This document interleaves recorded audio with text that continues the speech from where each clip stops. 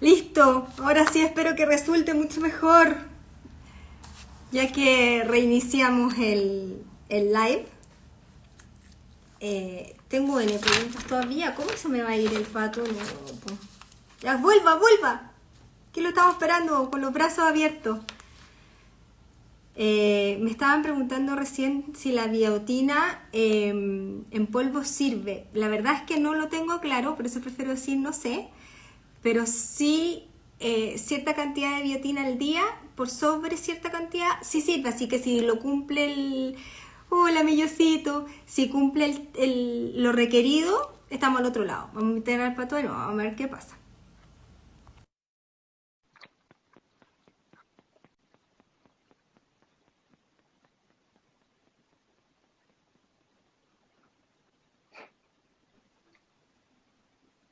Me abandonaste otra vez.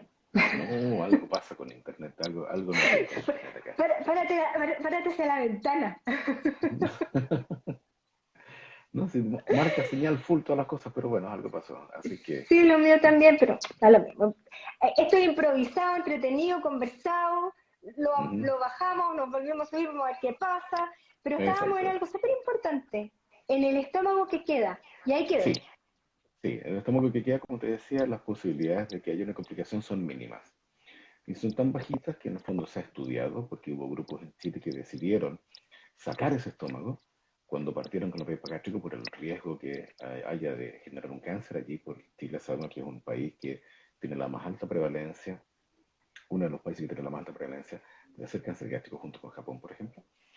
Y se decidió que en el fondo no era necesario continuar haciéndolo y ahora hacen el bypass tradicional. Ellos no encontraron que hubiese una mayor incidencia preocupante en estos pacientes. Además que la cirugía bariátrica sí sabemos que disminuye el riesgo de tener cáncer, ¿ya? En un 50% aproximadamente de los casos. Mm. Se unió el doctor Luengas. Yo soy Ah, salud. una luenga lover también. Saludos a Con Rafael. usted tengo otra relación, pero con el doctor Luengas creo que es también un caballerazo como pocos. Sí, Así lo creo. que sí, le mando un beso gigante. Eh, Pato, ¿qué es el bypass yeyunal? El bypass yayunal es una técnica quirúrgica bariátrica que tiene dos características importantes, yo diría. La primera y la más destacable es que la creó un cirujano chileno. El doctor Álamo fue quien describió el bypass y el que ha hecho la mayor cantidad de publicaciones con la mayor cantidad de bypass, perdón, de bypass yeyunal asociado a manga gástrica. Y él en sus publicaciones ha demostrado que el bypass yeyunal junto con la manga gástrica tienen exactamente el mismo efecto sobre la baja de peso y sobre el manejo de la diabetes en pacientes complejos que el bypass gástrico. Lo hizo absolutamente, sus estudios son absolutamente comparables e incluso demuestra también en algunas publicaciones mejores resultados con el bypass yeyunal en la manga gástrica que el solo bypass o solo la manga. ¿La ocupo yo con mis pacientes? Sí. Efectivamente es una técnica que yo tengo incorporada dentro de mi arsenal terapéutico para ofrecer a los pacientes. He hecho varios y la verdad, debo reconocer que he tenido tremendos resultados, muy buenos resultados con esta técnica. Ahora, ¿en qué consiste? En cortar el estómago igual que en una manga, ya dejarlo así larguito como si fuera un tubito, ¿cierto? Y en el bypass gástrico nos vamos a saltar, el bypass gástrico, ojo, la primera porción del intestino que se llama duodeno. Con el bypass yeyunal nos vamos a saltar la segunda porción del intestino, no la primera, sino que vamos a hacer que el alimento Ah, llegue desde la primera porción hacia la tercera porción del intestino más rápidamente. Y eso ha demostrado tener un aumento importante de las incretinas, de una de estas hormonas que hacen que el páncreas funcione mejor y secrete mejor insulina. Ese es el efecto que se busca con esto, ¿ya? Ahora, ¿cuál es la gracia de que se salte la segunda parte y no la primera parte del intestino? la absorción. La absorción. ¿Por qué? Porque la última parte del estómago y la primera porción del intestino delgado, que es el duodeno, es la zona donde más se absorbe vitamina B12, la vitamina D, el calcio, el hierro, etcétera, etcétera, etcétera. que, por ejemplo, para que se pueda absorber fierro con más facilidad, lo ideal es que tenga un ambiente ácido. De hecho, a los pacientes que toman fierro se les recomienda que lo hagan con un vaso de jugo de naranja, por ejemplo, con una limonada. Entonces, esa es la gracia. Eso hace que las exigencias del uso de vitaminas después de la cirugía sea menor. No es cero. En ninguna cirugía bariátrica, ningún paciente va a necesitar nunca usar vitaminas, siempre va a requerirlas. Pero la exigencia es muchísimo menor que la exigencia que tiene el bypass gástrico respecto al uso de vitaminas y suplementos alimenticios. Qué bueno que habló de las vitaminas, Doc, porque muchas veces llegan a sesiones conmigo que están desganados, que están aquí, que no tienen fuerza. Y mi primera pregunta es, ¿te estás tomando tus vitaminas? Fran, ¿qué vitaminas? Si yo soy manga. Y me lo dicen con una autoridad, No, pero Doc, efectivamente. No, no entonces, es así. A ver, ¿qué es lo que la manga efectivamente, como tiene esta menor exigencia, permite que el paciente logre mantenerse mucho mejor usando un polivitamínico como el Bio3, que sea como el Centrum al día, ¿ya? Sin embargo, aquí también importa mucho lo balanceada que sea el resto de la dieta, porque si no es balanceada van a haber déficit igual, y por lo menos en los pacientes de control, yo a todos les pido controles de niveles de vitamina B12, niveles de vitamina D, y obviamente muchos de ellos me encuentro que no es necesario suplementar, que con el clavoitano usando ha sido suficiente, están en niveles normales, pero también en otros me encuentro que es necesario igual suplementar a veces B12 y a veces también es necesario suplementar vitamina D.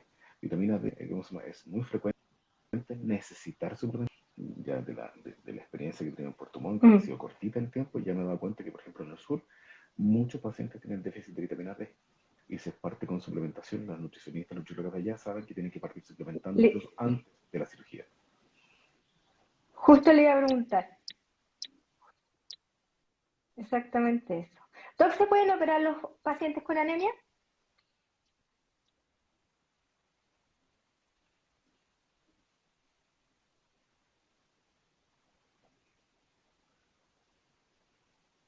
¿Me escuchaste?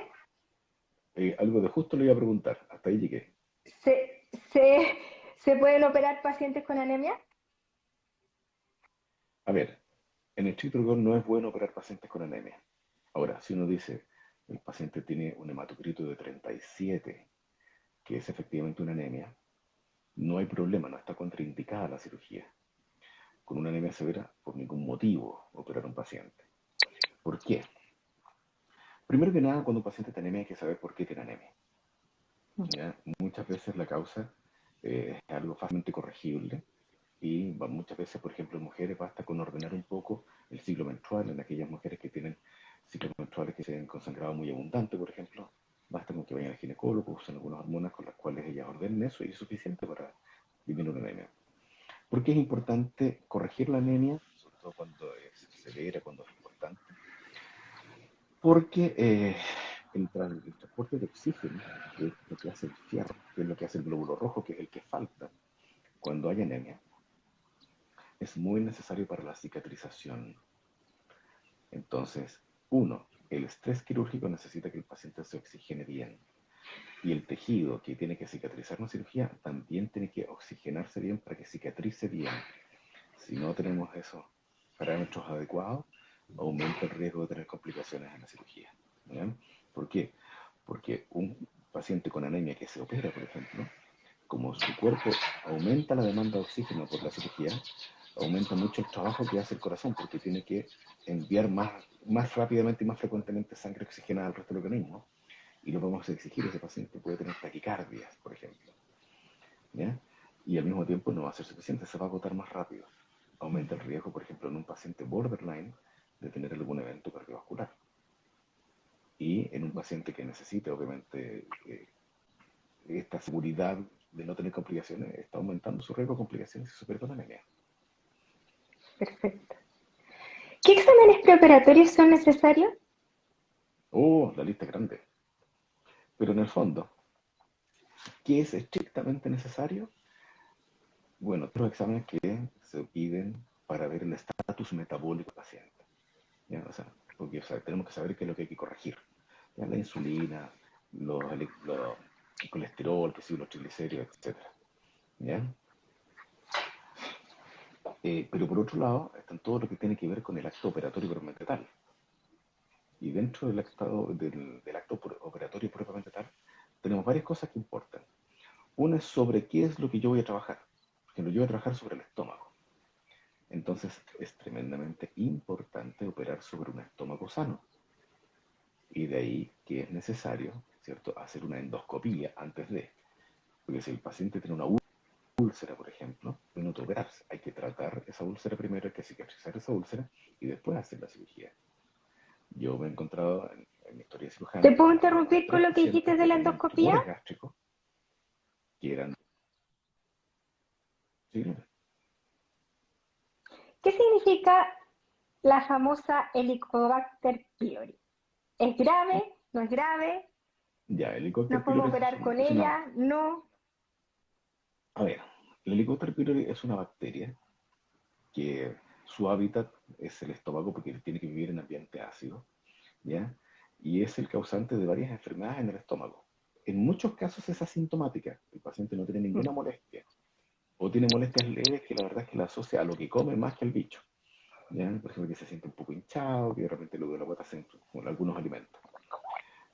Pero este mismo bicho puede causar gastritis, puede causar gastritis alérgica, puede causar úlceras, y en los casos más severos puede llegar incluso a causar algunos tipos de cáncer gástrico. Y está asociado al cáncer gástrico como lo conocemos y al linfoma gástrico. De hecho, hay un tipo de linfoma gástrico que es un tipo de cáncer gástrico que en el fondo es el único cáncer que se trata con antibióticos, que uno tiene que Mira. erradicar el helicobacter y el paciente sana este linfoma gástrico. ¿Bien? Entonces, es tremendamente importante, por lo menos así lo veo yo, porque aquí obviamente hay gente que puede no pensar exactamente igual porque Ujú. no hay estudios que nos digan hay que hacerlo siempre, pero yo personalmente trato y erradico este Helicobacter pylori en todos los pacientes de los que voy a operar.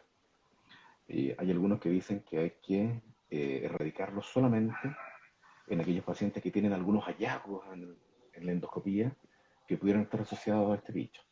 Hay algunos estudios que dicen de que si se tiene este bicho hay más posibilidades de tener complicaciones también.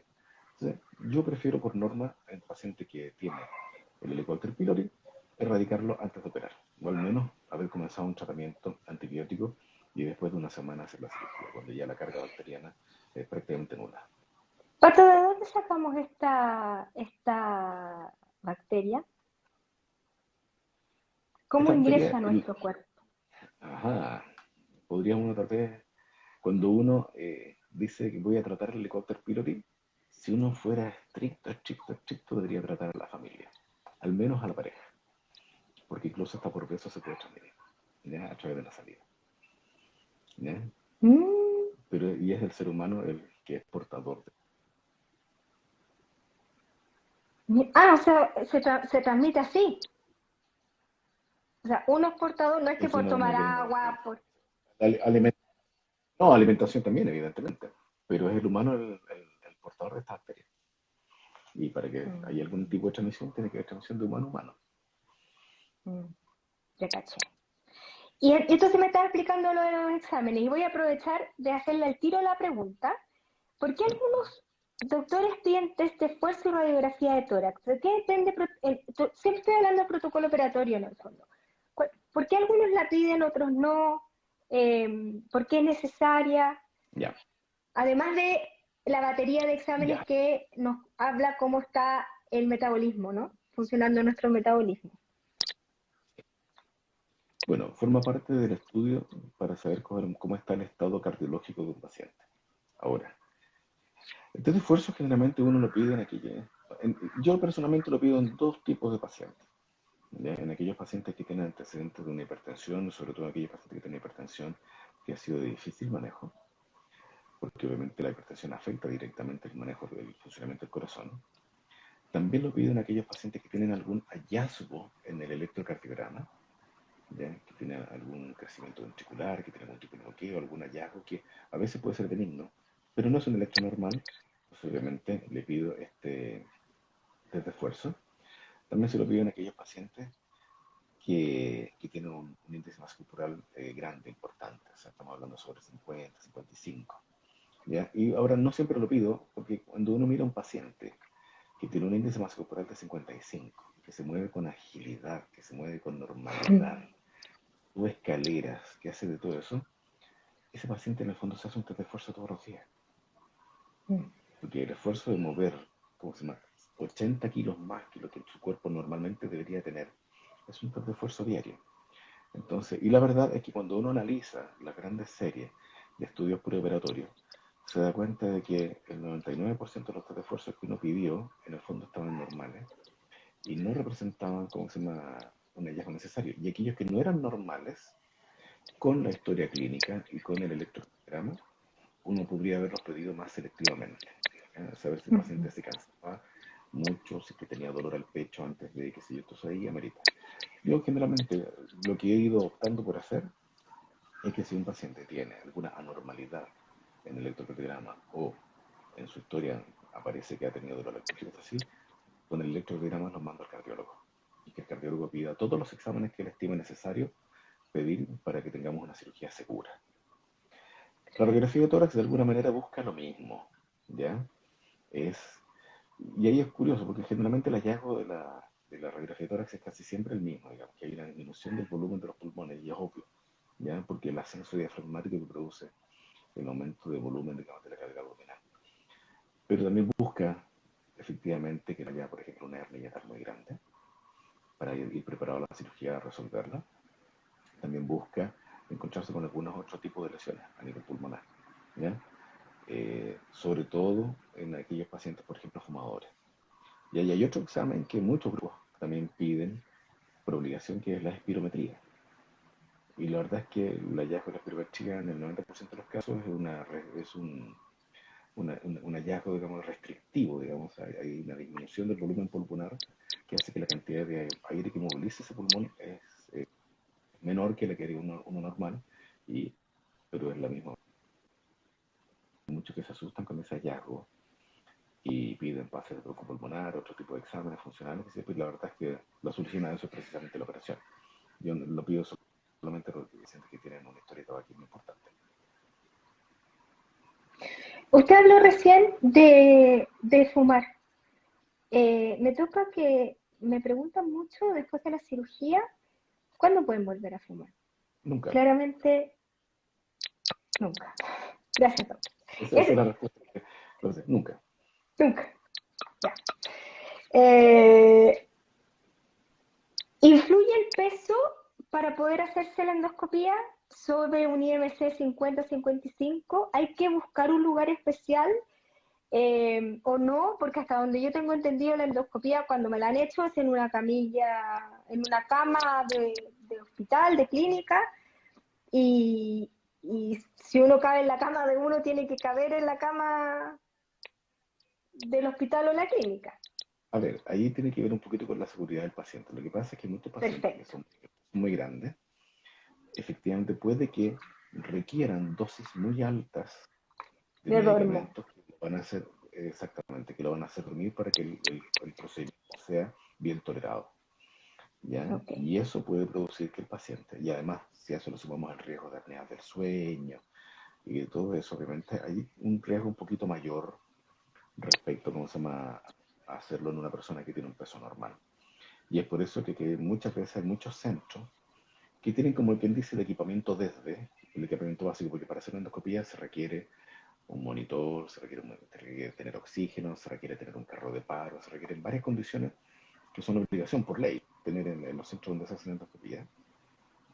Sin embargo, en aquellos centros donde, por ejemplo, solo un centro médico no hay ninguna posibilidad de hospitalización o no tienen un convenio para hospitalizar a un paciente en el caso de que haya alguna complicación, ellos generalmente prefieren no hacerle la endoscopía a pacientes que están. Perfecto. Pero obviamente aumenta un poquito el riesgo de depresión por los medicamentos necesarios para poder hacer el examen. Perfecto. ¿Qué se considera, Pat, un caso de éxito? En caso de éxito, Sí. justo ya, a ver, sí, en caso de éxito, es Porque, probablemente la mejor espérate, pregunta y la más déjame difícil de con la confianza que nos tenemos, déjame decirte que si alguien cree que el caso de éxito es bajar todo lo que tenía que bajar en el primer año en plena luna de miel, está muy equivocado. Habiendo aclarado eso, porque la luna de miel es maravillosa, pero después lo que cuesta, digo en primera persona, por eso hablo con esta autoridad. Sí. ¿Qué es un caso de Eh, éxito en cirugía bariátrica? Depende de cada paciente, el objetivo es absolutamente individual. Si uno quisiera analizar,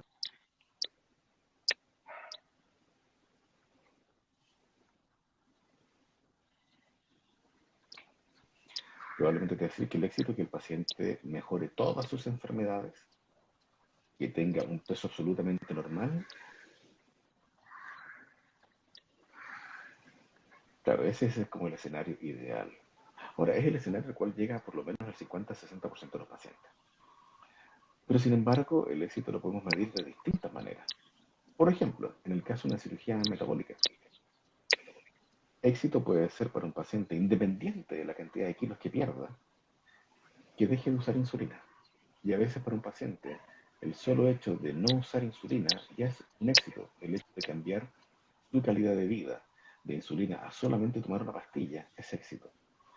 Para otro paciente diabético puede ser dejar de usar la pastilla y no tener que tomar remedios para la diabetes independiente de la cantidad de kilos que el paciente haya bajado. Para otros pacientes que a lo mejor no tienen esas enfermedades, el éxito puede estar efectivamente basado en la cantidad de kilos que han perdido. ¿Bien? Si uno busca una definición de éxito de cirugía, de éxito de cirugía bariátrica, uno se va a encontrar probablemente con que al menos implica la pérdida del 50% del exceso de peso en un periodo de 2 años sostenidamente. Probablemente es la definición más cercana, pero ese objetivo es tremendamente individual. Yo tengo pacientes que se han operado y que tienen un IMC 26,5 y están desesperados porque piensan que fracasaron. Y tengo pacientes que están en 23 y están con pánico que no quieren volver a subir, qué sé yo. Y para ellos el éxito es ese, mantenerse allí. Pero sin embargo tengo pacientes que tenían IMC 62 cuando los operé. De hecho, tengo un caso que tenía IMC 90 cuando lo operé. Ese paciente tenía 200 kilos de sobrepeso. Ese paciente pierde 150 kilos, queda con 50 kilos de sobrepeso y es un éxito. A ese paciente le cambió la vida de todas maneras, aunque mantenga algún nivel de sobrepeso. Pero la calidad de vida que ese paciente ganó, la cantidad de riesgo que se quitó de encima, igual es muchísimo, aunque ahora todavía mantenga algún nivel de sobrepeso. Entonces, el éxito es muy individual y depende mucho del objetivo que cada paciente tenga, pensando en por qué se está haciendo la cirugía. Con hígado muy, muy graso, ¿qué cirugía hacen? Porque era la que sea necesaria, dependiendo del paciente. ¿Ya? Pero probablemente un hígado muy, muy graso, tal vez una manga gástrica pudiera ser mejor tal vez que un bypass gástrico. El impacto sobre la función hepática en una manga es un poco menor que en el bypass gástrico cuando hay muchos riesgos de eh, que el paciente no tenga una buena suplementación de nutrientes. Se han visto algunos casos, como se llama, de falla hepática precisamente por eso. Por lo tanto, si hay un hígado muy, muy graso, probablemente en ese paciente, si no tiene una concentración regular de hacerse una manga, lo ideal sería que se hiciera una manga. Ahora, Patita, espero verte. más que la infiltración grasa probablemente del hígado, porque eso va a ser reversible, es cómo esté funcionando ese hígado y el nivel eh, a ver, de reemplazo que tenga el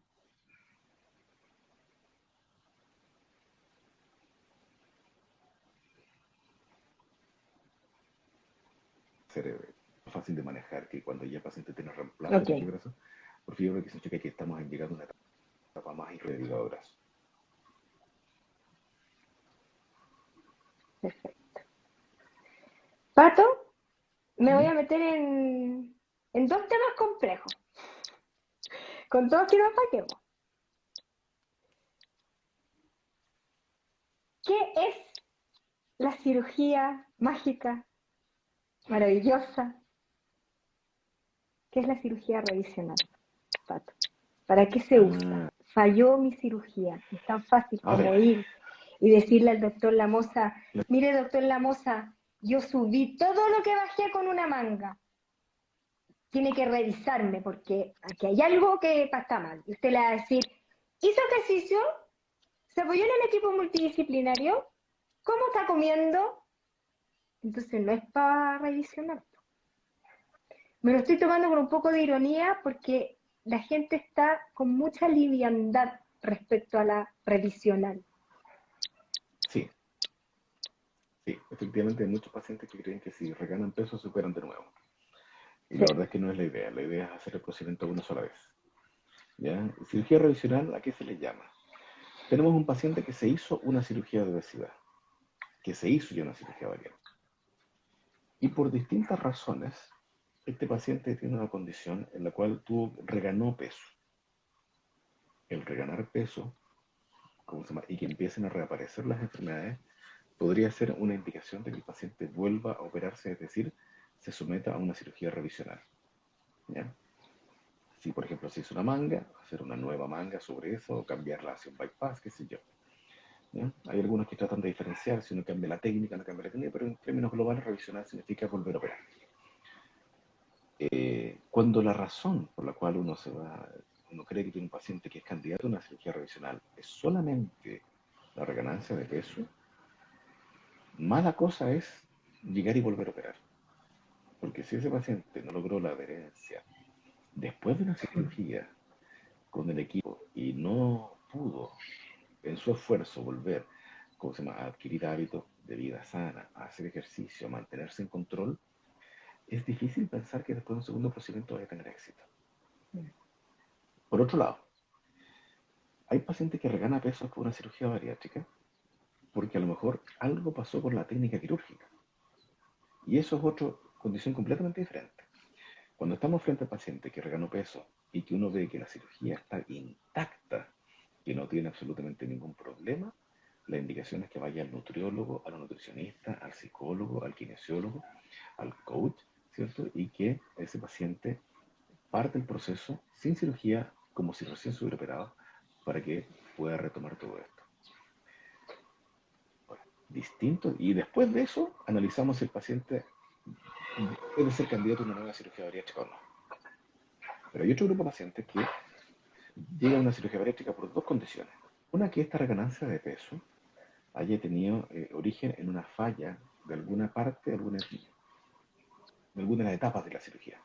Por ejemplo, en un bypass gástrico, cuando la unión del estómago con el intestino se ensancha mucho, eso permite que el paciente coma y que la comida pase de largo sin la sensación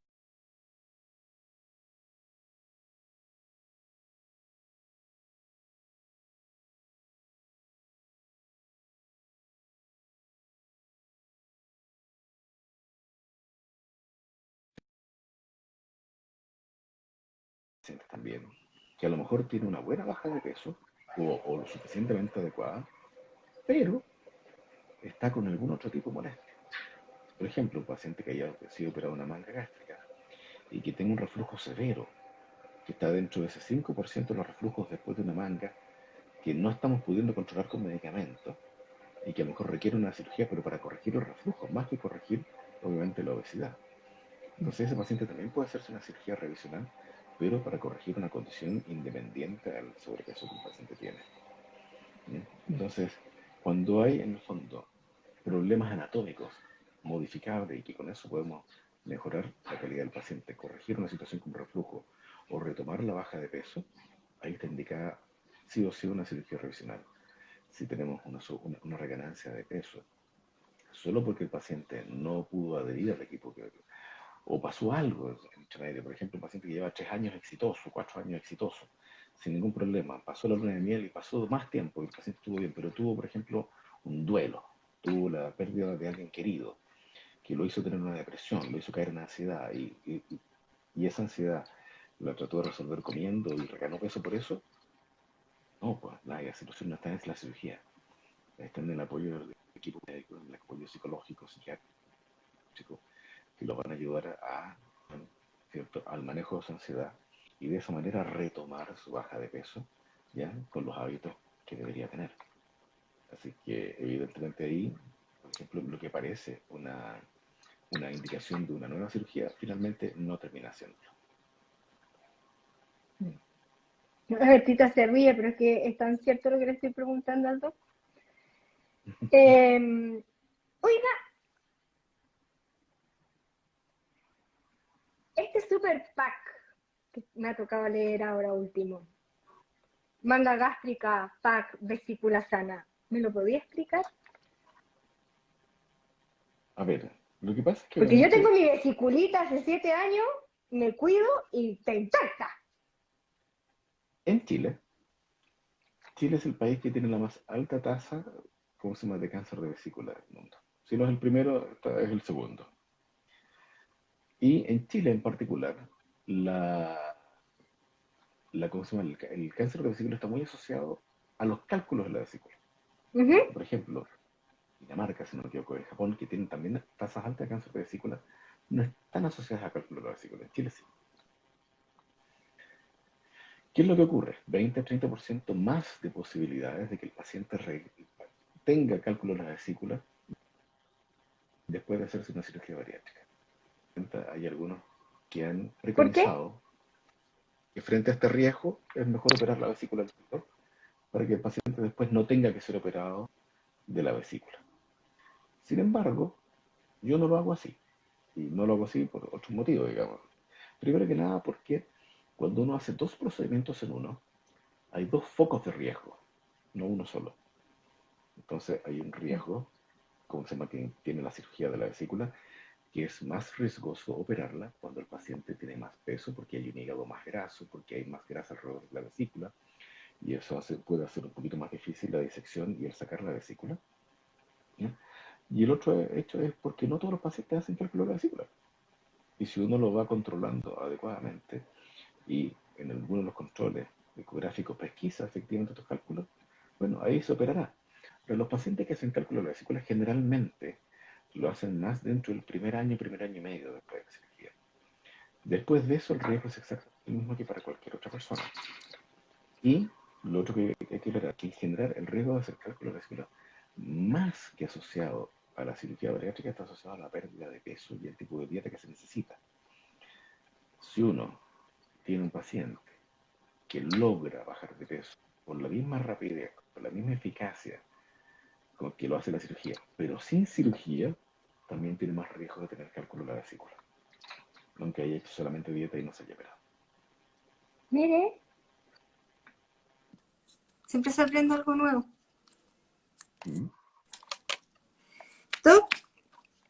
No te voy a soltar todavía, así que no me perdáis la paciencia. Aquí estamos, aquí estamos. Precioso mío. ¿Para qué es la dieta líquida preoperatoria? ¿Para hacerlo sufrir? Ah, ¿Porque somos malos? no, la dieta líquida Porque... preparatoria. No, tiene un Ríete objetivo nomás muy y claro. que... Y es que esos entre 2 y 5 días que uno le indica una dieta muy estricta al paciente, que en el fondo va a ser exactamente igual a la dieta que va a seguir después de la operación, es curioso, nos ayuda a disminuir el grosor de la grasa y a disminuir el hígado graso. Y eso hace que sea más fácil operar, que haya menos riesgo de lesionar el hígado cuando uno hace las maniobras para poder levantarlo y separarlo y exponer el estómago para poder operarlo. Para mí no tiene ningún objetivo, porque la verdad es que la baja de peso preoperatoria no es significativa en términos de que vaya a disminuir el riesgo cardiovascular o disminuya causa un riesgo de anestesia, no. Es algo absolutamente práctico y que tiene que ver con el riesgo quirúrgico del riesgo, ¿cómo se llama? Que significa lesionar el hígado y facilitar un poquito técnicamente al cirujano la operación. O sea, No no más. es porque sí. No, no es Y no porque hay que sí, enojarse. no es Y no para hay que que se acostumbre, enojarse. no es para que se acostumbre el paciente tampoco a la dieta que va a tener después, sino que es para que no hay que enojarse.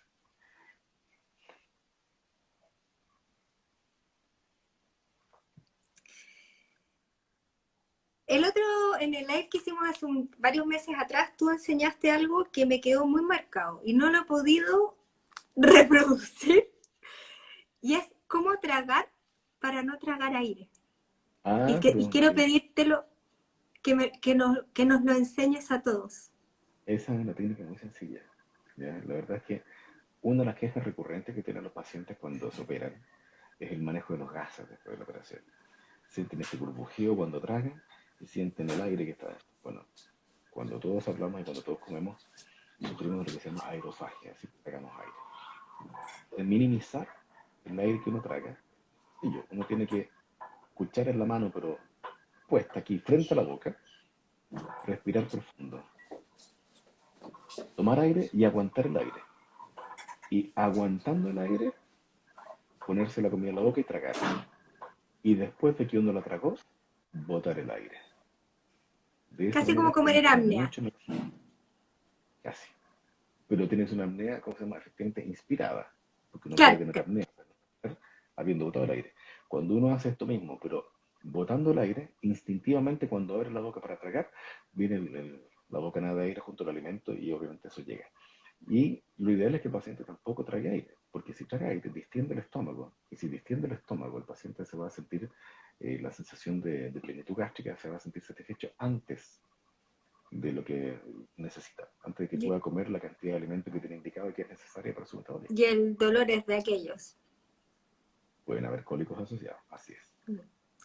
Doc, ¿por qué no suenan las tripas? Bueno, Yo llevo sé que 7 años y las tripas me suenan igual. bueno, ese es el aire. Sí, es inevitable tragar aire cuando uno habla, sobre todo cuando habla harto y cuando el trabajo de uno implica hablar. Así que es difícil. O sea, yo. ¿Qué, qué es recomendable para poder ir al baño, Pato? Porque gran parte de los pacientes postoperados, sobre todo en los primeros 3 meses, les cuesta mucho ir al baño. ¿De qué depende? ¿Por qué pasa esto? ¿Y de qué forma lo podemos revertir? Bueno, hay dos maneras en las cuales eso se puede revertir. O sea, primero que nada, es una condición que tiene mucho que ver con cada paciente, es algo muy individual. Aquellos pacientes que sufren de constipación ante la cirugía, sin duda van a sufrir después de la cirugía también. Aquellos pacientes que tienen un tránsito normal, no es raro que tengan un grado de constipación en los primeros meses. Y eso tiene que ver con dos cosas en general. Uno es con una dieta que en un principio sobre todo es muy escasa de fibras. Y segundo tiene que ver con la hidratación, que el paciente se hidrate poco. El paciente recién operado generalmente como tiene limitación a la cantidad de agua y la cantidad de alimentos que puede comer, generalmente se hidrata muy mal. El no hidratarse mal, sobre todo después de la operación, también favorece algunas complicaciones. De hecho, por ejemplo, las trombosis se favorecen si el paciente no se hidrata adecuadamente. Los cálculos renales también pueden aparecer con más frecuencia a veces que los cálculos, porque el paciente no se hidrata adecuadamente. Los mismos cálculos de la vesícula pueden aparecer si el paciente se hidrata. Y si uno no se hidrata adecuadamente, las heces, las deposiciones tampoco se hidratan. Y el no hidratarse, ¿cierto? Es una deposición más sólida y que cuesta más eliminar. Y también ahí hay otra condición que es necesaria para evitar esta complicación. Okay. ¿Y se puede tomar algo que se compre así en la farmacia? Digamos, han indicado, lo que usan muchas veces es la hidratación y todo eso, es un poco lactulosa para reblandecer las deposiciones y sea así más fácil de eliminar. Pato, ¿qué pasa con los corchetes? Ahí se quedan. Ahí Los se quedan, ¿no es corchetes cierto? son de titanio, material que es inerte, que no reacciona con el organismo. Por lo tanto, se quedan allí para siempre. Pero el material que están hechos y el tamaño que tienen no implica complicaciones. El paciente puede hacerse resonancias magnéticas como cualquier otro paciente. Si va a un aeropuerto, esta pregunta también característica de muchos pacientes, no va a sonar el pito de la alarma cuando pase por seguridad de aeropuerto. Ahí quedan los corchetes, no pasa absolutamente nada con ellos. Pero ahí se quedan. Ahí se quedan. Pato, ¿y si el paciente regana peso, los corchetes se vuelven a meter entre medio de la grasa y como que se protegen No, al reganar? no, lo que pasa es que No, si los corchetes, una vez que tú te operas y que ya ocurre el proceso de cicatrización, quedan metidos dentro de la cicatriz, ¿ya? Como que el estómago solo los recubre por fuera, digamos, en la cicatriz del corte que uno le hace para darle esta nueva forma de manga o de bypass. Perfecto. ¿Qué me podéis contar del balón? El balón. El balón. A ver, el balón intragástrico, hoy en día tenemos, hay por lo menos unos 8 modelos distintos de balón. Hay dobles, hay balones que son triples, que tienen válvula, que uno puede tomar esta válvula, volver a echarle más líquido, volver a meter la válvula. Hay balones que se meten al intestino y hacen como que entran y salen. Bueno, tenemos el clásico, que es el que se coloca con endoscopía, que se saca al año. Y tenemos el más nuevo de todo y que probablemente es el que más llama la El atención, que top. es el que se traga como exactamente la elipse, que se elimina.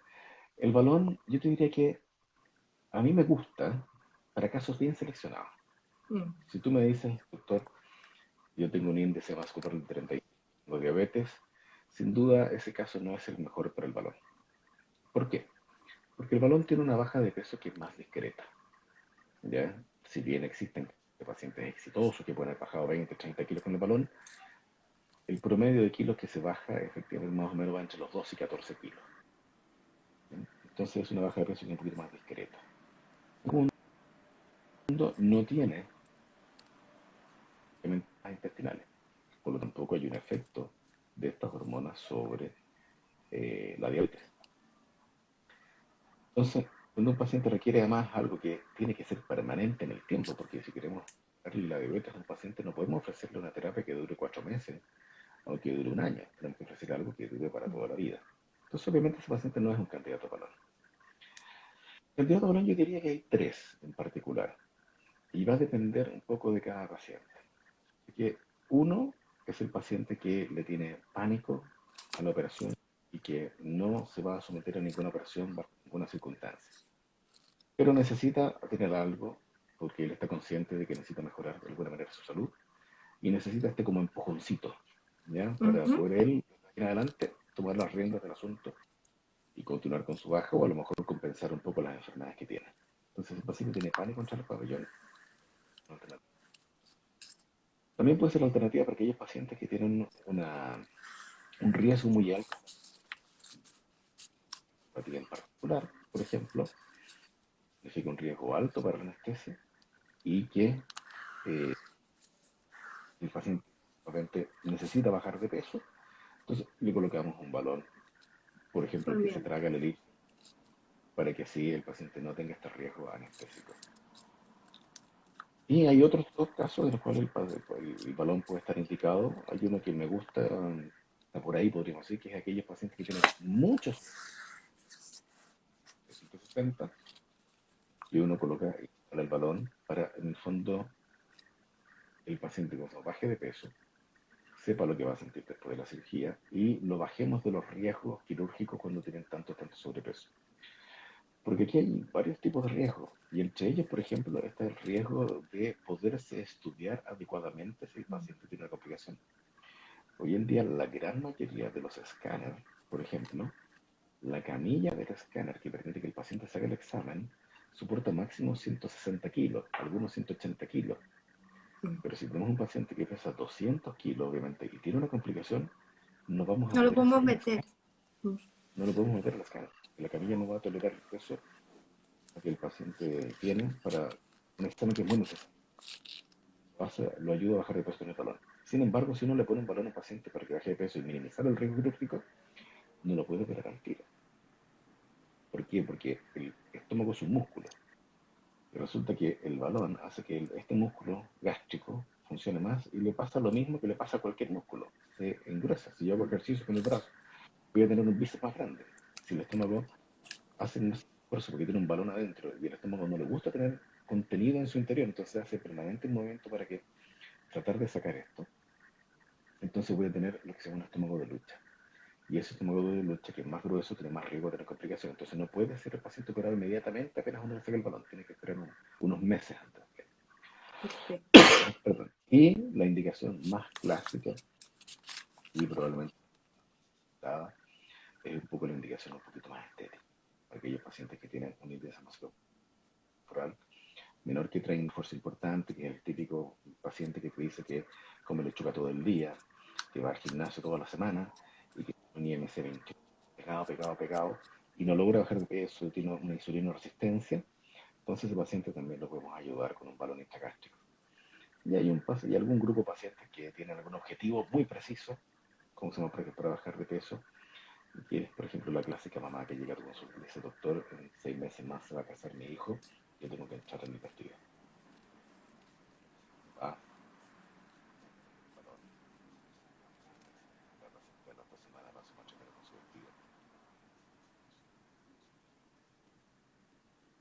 así que es una buena alternativa, pero tiene indicaciones bien precisas y acotadas para algunos pacientes, no es para todos los pacientes. Qué bueno que lo aclaraste, porque además no es barato, entonces botar la plata no, Y no tiene ningún tipo de cobertura. no, Pues está considerado para las ISAPRE y los seguros como un procedimiento absolutamente estético que no tiene estético. nada de cobertura. Mm. Doc, ¿es necesario inyectarse anticoagulante después de la cirugía? Y si es así, ¿cuánto tiempo? Bien. Es una muy buena pregunta, por la cual tampoco, en general, el riesgo de trombosis, que es la razón por la cual uno indica los anticoagulantes, está presente en los pacientes que se operan de cirugía. Y en general en los pacientes que tienen un índice masa corporal sobre 40,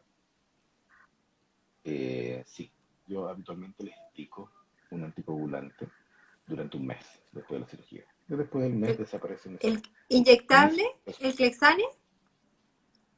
Sí, pero también ocupo algunos, Ya. algunos que son orales hoy en día. Ah, ya. Hoy en día existe la alternativa de algunos anticoagulantes orales que son una heparina de uso oral, ¿no? Así que ocupo de eso generalmente. También se ocupan aquellos pacientes que tienen historias de trombosis, aunque no tengan tanto sobrepeso, o aquellos que tienen una historia familiar de tener trombosis, porque pueden tener lo que se llama una trombofilia, una condición sobre la cual ellos hacen coágulos con más facilidad. Entonces también los pacientes requieren este anticoagulante. Ahora, como la cirugía implica necesariamente un riesgo de favorecer trombosis durante el periodo operatorio y postoperatorio inmediato, sí o sí. Y la mejor manera de prevenir la formación de trombos después de la cirugía es que el paciente se levante y movilice precozmente. O sea, el mismo día de la cirugía, el paciente tiene que levantarse ya para ir al baño y para caminar. Con la cara llena de risa, Doc. Porque la Habitualmente, actitud, sí, la es, actitud es sí, clave en este sí, viaje. así es. Clave.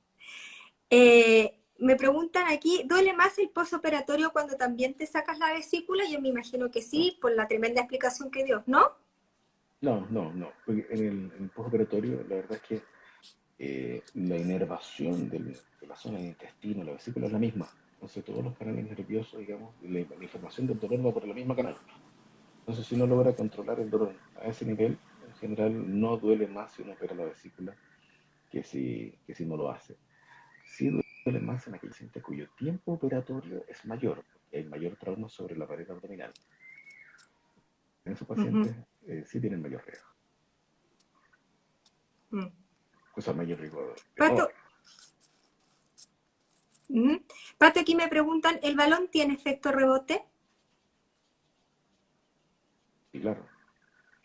Sí, claro. El, Y, el balón y- es necesario, pero el paciente tiene que saber y tiene que entender que mientras lo tiene puesto es el minuto en el cual tiene que aprender a ganar los hábitos de alimentación saludable, actividad física, para que una vez que uno se lo saque el balón, efectivamente no ocurra ese efecto rebote. Pero si el paciente no adquiere los hábitos, no hace actividad física después de, existe una chance de que gane todo el peso que perdió. y no solo en el balón, en las cirugías bariátricas también, porque es un cambio para la vida.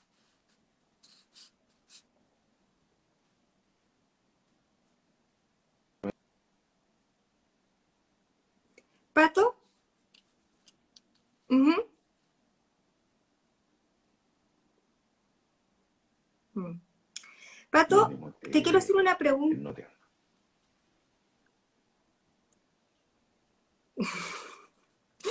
Sí, y si uno quiere picotear, buscar otra cosa que la coach le va a inventar para que cambie el foco. Pato, hay algo que me interesaría mucho. Eh, Hola, Luchita, sí, hazme la... Ah, ya sé cuál es tu pregunta, ya. Es que es una paciente que tiene una duda, pero quiero preguntarte otra cosa antes. Existe mucha ignorancia, y lo voy a decir así tal cual, con respecto al embarazo posquirúrgico. ¿Ya? ¿Cuándo? ¿Por qué no es conveniente? ¿Por qué no es conveniente embarazarse? ¿Por qué es conveniente cuidarse? Eh, yo les trato de explicar siempre que el cambio hormonal es brutal, entonces se necesitan ciertos métodos anticonceptivos. No es para que me digan, no es que mi marido se pone condón. No, si es para regular el cuerpo también. Metabólicamente pasan muchas cosas. Entonces, preguntarte como a grandes rasgos, y aquí un poco más arriba nos preguntaron un anticonceptivo para controlar la anemia, para parar el sangramiento, si también es conveniente. Porque se habla muy poco de esto, Doc. Hay muy pocos ginecólogos que lo hablan, así, pam, pam, vino, vino. Y créanme que yo, en estos 2 años que llevo, me ha tocado ver muchos nacimientos prematuros por embarazo en menos de 6 meses posquirúrgico, digamos, eh, o guaguitas muy bajo peso. Entonces, mi invitación no es a meterles miedo, pero sí, Pato, que me ayudí de una forma a generar conciencia de lo importante que es no embarazarse antes del año, idealmente.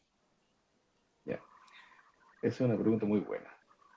¿Y por qué tiene que el paciente, o la paciente, aquí vamos a hablar de las, porque no puedo hablar de el paciente? Los pacientes no deberían, antes del año. La verdad es que lo ideal es que se embaracen no solamente después del año, sino que una vez que hayan estabilizado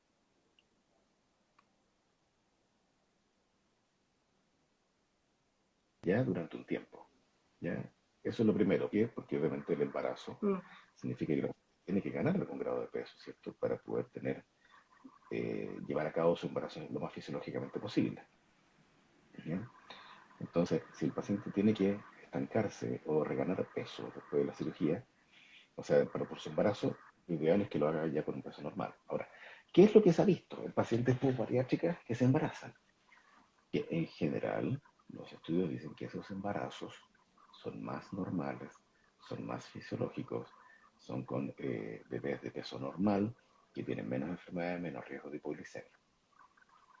Siempre y cuando la paciente durante su embarazo se haya cuidado adecuadamente. Porque acordémonos que la embarazada ya en condiciones no operadas va a requerir vitaminas, va a requerir ácido fólico, ¿cierto? Porque va a poder, por el embarazo, el consumo de estos nutrientes va a hacer que pueda tener anemia, que sé yo, varias cosas, que ya por el hecho de estar embarazada tiene que usar. Imagínate si más encima tiene disminuida la capacidad de absorción de estas vitaminas, ¿cierto? Del ácido fólico, del hierro, mayor razón. Entonces, si la paciente se embaraza y no hace esto, obviamente no va a tener un embarazo normal. Entonces, uno, tenemos que tener la meta en el fondo de peso al menos cumplida, en términos de que ya se haya estabilizado la baja de peso. Dos, que este embarazo no sea en el periodo de mayor requerimiento nutricional, que es la primera etapa postquirúrgica, cuando el paciente está recibiendo la dieta más estricta, cuando tiene la menor cantidad de proteína, tiene la menor cantidad de Mm. vitamina, la menor cantidad de oligoelementos, etcétera. Porque obviamente las exigencias Mm. del embarazo van a ser mucho más allá de lo que el paciente pueda tolerar. Mm. Ahora, tenemos un problema, y es que en general las pacientes que sufren de obesidad no es raro, y que tengan insulinoresistencia, no es raro que tengan asociado a un síndrome ovario poliquístico, que tengan asociados ciertos ciclos anovulatorios, ¿cierto? Y que se despreocupan porque en total a ella nunca les llega la regla. Mm. Baja de peso y la mejoría de esta insulinoresistencia lleva de la mano generalmente que la paciente mejore sus niveles hormonales, se elimine, se remita de alguna manera este síndrome ovario poliquístico y la paciente queda más fértil. Entonces tiene que cuidarse muy bien después de la cirugía para no quedar embarazada. Yo tengo un caso que fue probablemente el más dramático de todos los que me ha tocado tener a mí en todos los años que yo he dedicado a la cirugía bariátrica, que son hartos. Es una paciente que se embarazó a los 15 días después de haber sido operada. Dos mentiras. 15 días.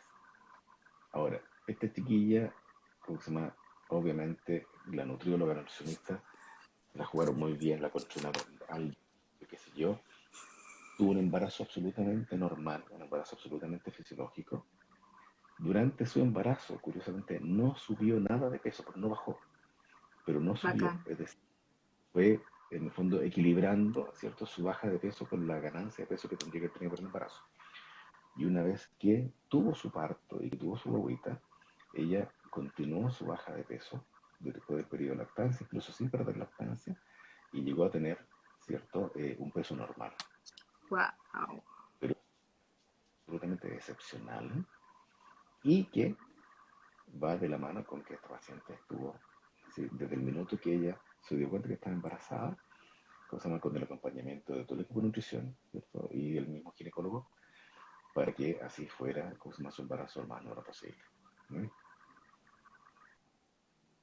Qué lindo. Aquí me preguntan, Pato, si el Implanón es un buen método anticonceptivo después de la cirugía.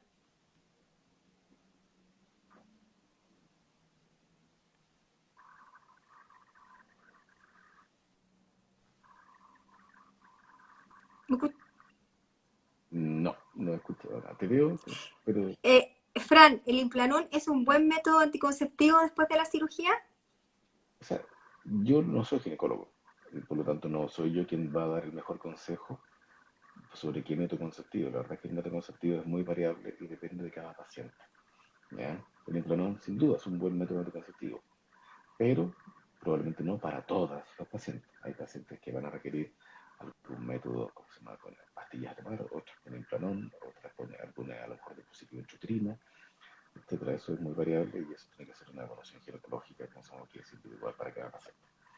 Pato, ¿cuál es la vitamina más efectiva? ¿Las de inyección o las orales en cuanto a absorción? O sea, cuando uno habla de absorción, sin duda si el paciente, por ejemplo, tiene un bypass gástrico hecho, una inyección va a ser mucho más efectiva que tomarlas. ¿Sí? Lo ideal es tomarlas.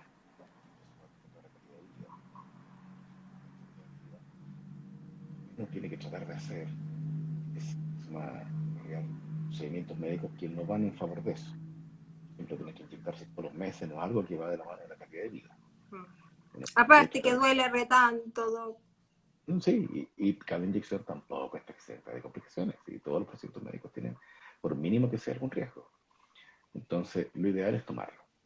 ¿Ya? Ahora, hay vitaminas que sin duda se absorben muchísimo mejor con inyección y es uno de los ejemplos de la vitamina B. Los complejos B B12. son mucho más fáciles cuando uno es más inyectable 3 veces al año, que sé yo, que si los tiene que tomar todos los días. Pero el cachetito, pucha, que duele.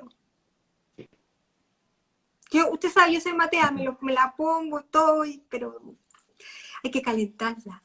Ponérsela entre las pechugas y ahí se calienta un poquito, duele menos, se los prometo. Tengo una paciente que siempre tiene la duda de si es que, una paciente con manga, insulino requirente hasta el día de hoy, ¿Bien?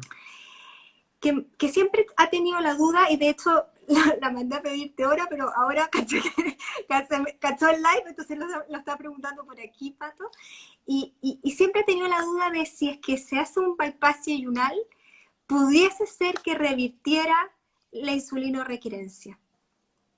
O sea, bueno, si el bypass vaginal está hecho para eso, para remitir la insulina a los pacientes, o sea, mejora la insulina resistencia, sin duda. Y ahí podría ser una revisional, porque ya No tiene estoy una entendiendo. manga. Ella tiene una, sí, o sea, de hecho yo tengo casos de pacientes, por ejemplo, que han hecho manga y que como cirugía revisional, que fueron pacientes que, por ejemplo, técnicamente fueron mangas hechas muy en un principio cuando se hacía el estómago quedaba más ancho, o que quedó una porción del estómago que se llama más ancha que el resto. Esos pacientes, por ejemplo, que los he tenido que operar, les he hecho varias oportunidades ya, manga gástrica y les asocio un bypass vaginal. Así que Perfecto. sí, como cirugía revisional es muy buena. Esa es una de las ventajas que tiene la manga sobre el bypass gástrico tradicional. Y es que la manga gástrica, si el paciente